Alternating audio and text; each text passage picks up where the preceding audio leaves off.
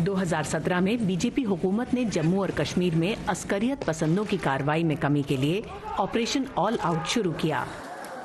इसके बाद से कश्मीर में पत्थरबाजी का सिलसिला कम हुआ और सड़कों पर पहले जैसा उबाल भी नहीं दिखता। माहिरीन के मुताबिक फिर से हुकूमत में लौटने वाली बीजेपी अभी कुछ सख्ती और करेगी।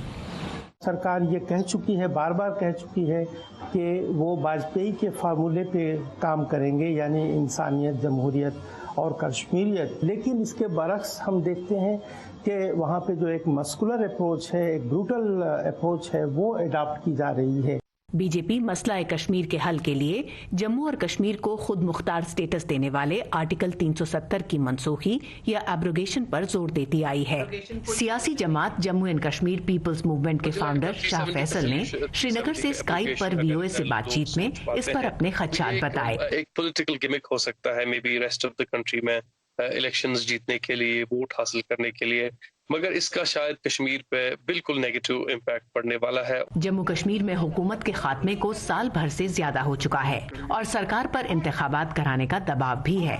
अगरचे कश्मीरियों ने नवंबर 2018 में रियासत में होने वाले लोकल बॉडी इलेक्शंस के लिए बेरुखी दिखाई थी। नेशनल कॉन्फ्रेंस, पीडीपी दोनों इलेक्शन में आपको मालूम है कि पंचायत इलेक्शन में दोनों इलेक्शन पार्टी नहीं खड़ी हुई हैं।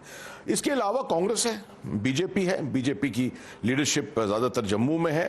कांग्रेस की कोई खास क्रेडिबल लीडरशिप रीजनल लेवल पे, स्टेट लेवल पे नहीं दिखती है। एक तबके की राय में जब तक पाकिस्तान से रिश्ते नहीं सुधरते, वादी में अमन की उम्मीद बेमानी है। प्रॉब्लम हमारे और दिल्ली के बीच में ही नहीं है, प्रॉब्लम दिल्ली और इस्लामाबाद के बीच में भी है।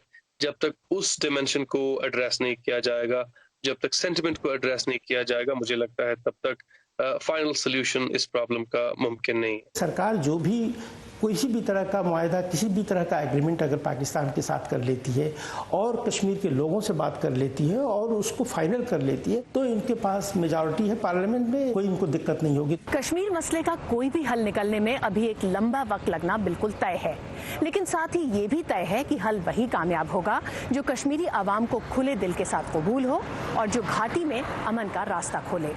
Ritul Joshi, voice of America, Delhi.